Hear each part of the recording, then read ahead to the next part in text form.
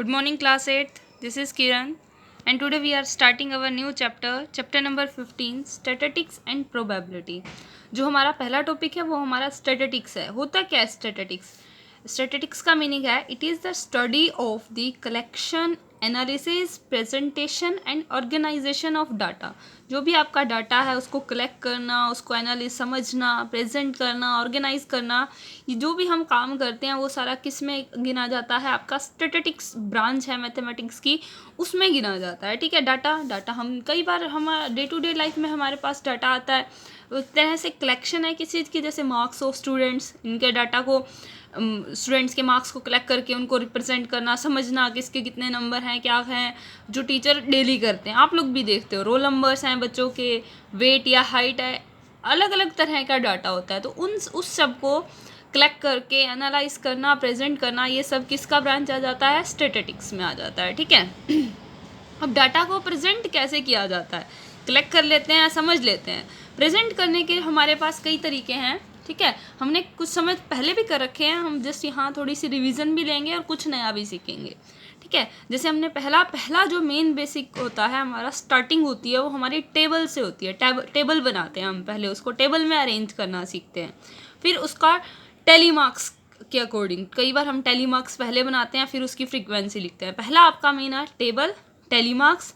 फिर हमने bar graph सीखा था. ग्राफ पेपर पे जब हम रिप्रेजेंट करना पड़ जाता है उसे, तो हमने पिछली क्लास में बार ग्राफ सीखा था. उसके बाद आता है हमारा हिस्टोग्राम. ये भी ग्राफ पेपर पे बनाया जाता है. ये हमारे लिए नया है टॉपिक.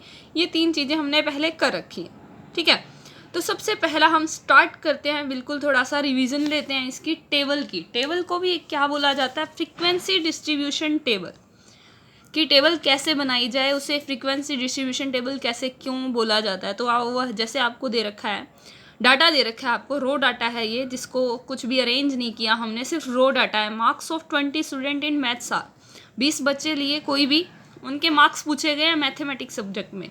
पहला बच्चा उठाया, उसके 44, 27, 34, 42, 37, इस तरह से हर बच्चे के मार्क्स पूछ लिए. ठीक है. तो ये हमारे पास बना रो डाटा.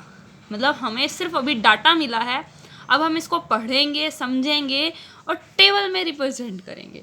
अब हम पढ़ रहे हैं इसको तो देख रहे हैं 44 मार्क्स जो हैं किसी बच्चे की और नहीं आए हैं.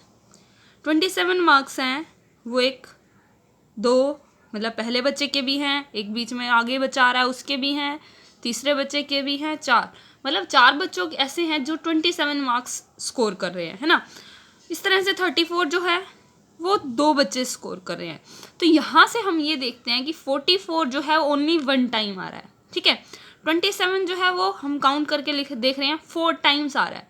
तो जो नंबर, जो भी मार्क्स आपका जितने टाइम्स आता है उसे उसकी फ्रीक्वेंसी बोली जाती है. जैसे 44 कितनी बार आ रहा है? एक बार. तो 44 की फ्रीक्वेंसी बनी 1, 27 की फ्रीक्वेंसी बनी 4. अब क्योंकि ये BC बच्चों के मार्क्स थे तो हम इसको असेंडिंग ऑर्डर के अकॉर्डिंग, मतलब सबसे पहले सबसे छोटा देख के हम इसको अरेंज कर सकते हैं. जैसे मार्क्स ऑफ 10, सबसे पहले सबसे छोटा हमारे पास 27 है, तो 27 हम काउंट भी कर सकते हैं. हाँ भाई 27 ओनली 4 टाइम्स है तो हम लिख देंगे 4 टाइम्स. ठीक है. लेकिन कई बार क्या होता है, 20 की जगह अगर 100, टेली मार्क्स का क्या यूज़ है? हमें टेली मार्क्स सबको बनाने आते हैं, 1 2 3 4, हम इस तरह से बना देते हैं ना. 5th नंबर पे हम ऐसे क्रॉस लगा देते हैं, यही होता है ना टेली मार्क्स. लेकिन ये टेली मार्क्स का यूज़ कहाँ होता है? अब मान लो यहाँ तो 20 ही बच्चे थे तो मैंने फटाफट काउंट कर लिया कि 27 जो है 4 बार आ रहा है. अगर बाई चांस आपको 100 स्टूडेंट्स के मार्क्स हो, 200 के मार्क्स हो, तो हमें याद रखना मुश्किल हो जाता है कि 27 कितनी बार आया है या 89 कितनी बार आया है. उस टाइम हम क्या, टेली मार्क्स पहले बनाते हैं. अब जैसे 27 के बाद हमारे पास आ रहा है 32, तो हम काउंट देखना शुरू करते हैं. 32 कहाँ है? 32 32 32 हमारा यहाँ एक ही बार आया, एक बार, आगे कहीं रिपीट नहीं हो रहा, तो हम नहीं, एक बार आया, एक. अब मेरे पास जैसे उसके बाद 34 है, 34 आपने शुरू से देखना शुरू किया, ये रहा 34, एक बार लगा दिया 34 का 1 टाइम, 34 सेकेंड टाइम यहाँ लगा दिया. अब याद रखने की जरूरत नहीं है, जहाँ भी हो देखते जाओ और जितनी बार आता जा रहा है यहाँ वो लाइनें लगाते जाओ हमारी एक तरह से. ठीक है.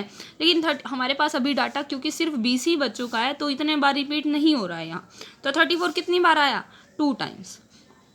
तो टेली मार्क्स फ्रीक्वेंसी तो ये हो गई, एक नंबर कितनी बार आ रहा है. और अगर हमारे पास थोड़ा कम डाटा है तो हम फटाफट गिन के लिख सकते हैं। और टेलीमार्क्स का क्या यूज़ हुआ वही मैंने आपको बताया। टेलीमार्क्स है सिर्फ यही, फ्रीक्वेंसी को लिखना है एक तरह से इस फॉर्म में, लेकिन इसका यूज़ क्या है, अगर आपको 100 200 के मार्क्स दे रखे हों या कोई भी ऐसा डाटा हो जहाँ 200 या 300 लोगों के कुछ दे रखा हो, तो उसमें याद रखना क्योंकि मुश्किल हो जाता है। हम देखते जाते हैं, हाँ भाई इस लाइन में 34 वन टाइम है 1, सेकेंड टाइम आया 2, अगर बाई चांस इस लाइन में भी है 3 4 5, फिफ्थ के लिए हम ऐसे क्रॉस लगाते हैं ना, टेलीमार्क्स आता है ना सबको 1 2 3 4, 5वीं बार आ रहा है तो हम ऐसे क्रॉस कर देते हैं।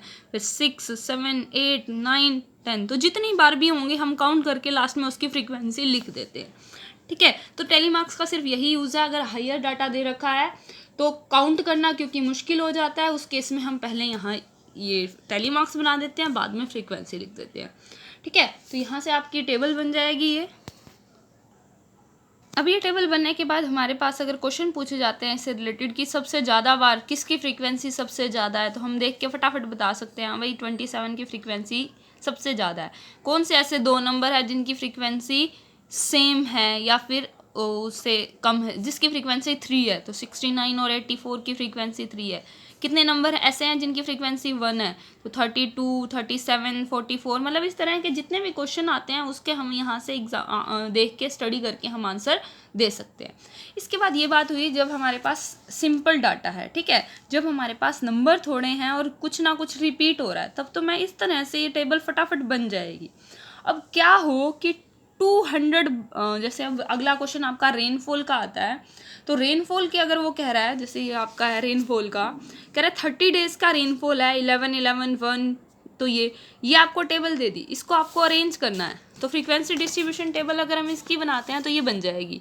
जो 1 मिलीमीटर है वो 2 बार आ रहा है, 5 वो है 3 टाइम्स आ रहा है इस टेबल के अकॉर्डिंग। ठीक है, तो ये इतनी लंबी टेबल बन गई आपकी। लेकिन अगर ये क्या हो कि 30 डेज़ की बजाय वो आपका 40 या 50 डेज़ का दे, ठीक है, या 1 ईयर का दे, तब हो सकता है 1 के साथ साथ आपके पास 2 भी हो, 3 भी हो, 9 भी हो, मतलब इस तरह से काफ़ी सारे नंबर हो जिनको हम एक तरह से एक टेबल में रिपीट ना कर सके। ये तो रिपीट हो रहे हैं, अब हो सकता है आपको 100 नंबर ऐसे दे दे जिसमें रिपीटेशन नहीं हो रही है, तो आप क्या 100 के 100 कॉलम बनाने हमारे लिए पॉसिबल है? तब हमारे लिए ये चीज़ पॉसिबल नहीं होती। तब हम डाटा जो आपका गिवन डाटा है उसको हम ग्रुप कर देते हैं, ग्रुप में बना देते हैं। अब ग्रुप कितने कितने का बनाते हैं वो हम पे डिपेंड करता है कि हम 10-10 का ग्रुप बना रहे हैं या 5-5 का बना रहे हैं। अब जैसे यही है, इसमें सबसे आप देखो लोएस्ट 1 है, हाईएस्ट आपका लगभग आपका जा रहा है 33, तो आपका ग्रुप लगभग 1 से 35 तक का बनाना है ना। तो हमने क्या किया, इसको ग्रुप में डिवाइड कर दिया कि हम 0 से 5 के बीच में देख लेंगे कितने नंबर आ रहे हैं, 5 से 10 के बीच में देख लेंगे कितने नंबर आ रहे हैं। जहाँ रेपिटेशन कम हो और नंबर ज़्यादा हो उस केस में हम क्या कराते हैं, ग्रुप्ड फ्रीक्वेंसी डिस्ट्रीब्यूशन बनाते हैं। 0 से 5 में हम देखेंगे, यहाँ 0 से 5 में एक 1 आ रहा है, अब 5। अब हमारे लिए कन्फ्यूज़न क्वेश्चन ये रहता है कि ये 5 जो है यहाँ पर भी है, 0 से 5 में हम 5 देखेंगे या नहीं देखेंगे? नहीं, क्योंकि 0 से 5 में हम देखेंगे 0 1 2 3 4, तो 4 तक नंबर हमें देखने हैं। 5 हम इसमें देखेंगे, 5 to 10 में आएंगे आपके पास 5 6 7 8 9, 10 वाला है वो अगले वाले में गिना जाएगा। मीन्स लोअर लिमिट और अपर लिमिट, इसे बोला जाता है लोअर लिमिट, इसे बोला जाता है अपर लिमिट। तो लोअर लिमिट जो है वो इस ग्रुप में काउंट होगी, अपर लिमिट इसमें काउंट नहीं होगी। ठीक है, तो इनके बीच का जो डिफरेंस है इसे बोला जाता है आपका साइज़ बोला जाता है। इसका साइज़ 0 और 5 का डिफरेंस देख लो, 5 - 0 5 होता है, तो इसका जो आपकी क्लास, इसे क्लास बोला गया है, इसका साइज़ हो गया आपका 5। इसका भी साइज़ सेम रहना चाहिए, ये अलग नहीं हो सकता। इसके बाद आता है क्लास मार्क, इन दोनों को प्लस करा के 2 से डिवाइड करा दो, वो आपका क्लास मार्क हो जाता है। जैसे हम इसका देखें, इसका इसने बता रखा है 15 + 20 करो, डिवाइड बाय 2 कर दो, आपका 17.5 आपका इस क्लास का क्या आ जाएगी, क्लास मार्क आ जाएगा। जिस भी क्लास का, जैसे ये अलग क्लास है, ये अलग क्लास है, तो आपके पास 1 2 3 4 5 6 7 क्लास इंटरवल्स हैं। हर क्लास इंटरवल का क्लास मार्क अलग होगा। कैसे निकलेगा, दोनों को ऐड करेंगे, 0 + 5 5, जो आंसर आया उसको 2 से डिवाइड करेंगे, 5 को जब हम 2 से डिवाइड करेंगे तो आंसर 2.5 आएगा। ठीक है, तो इस क्लास का क्लास मार्क बना 2.5। इस तरह से हर एक क्लास का अलग अलग क्लास मार्क बन जाता है। ये हम टेलीमार्क्स पहले बना देंगे, फिर हम फ्रीक्वेंसी लिखेंगे। ठीक है, यही चीज़ होती है। क्लियर है। इसके बाद जब आता है हमारा स्टडी करना है इसको, फ्रीक्वेंसी डिस्ट्रीब्यूशन को, जैसे 60 to 80 के बीच में आपके 5 नंबर ऑफ विसेज है, 80 to 100 के बीच में 13 है। यहाँ ध्यान देना, इसका डिफरेंस 20 है, तो यहाँ भी 20-20 का डिफरेंस चल रहा है। जो इनका इंटरवल रहता है, जो इनका विड्थ रहती है वो हमेशा सेम रहती है। इसी के बेसिस पे क्वेश्चन है what is the size of the class interval. इसका साइज क्या है, 80 - 60 क्या बन जाएगा आपका 20। इसी हिसाब से इसको पढ़ के आपको क्या आंसर्स देने हैं। क्लियर है।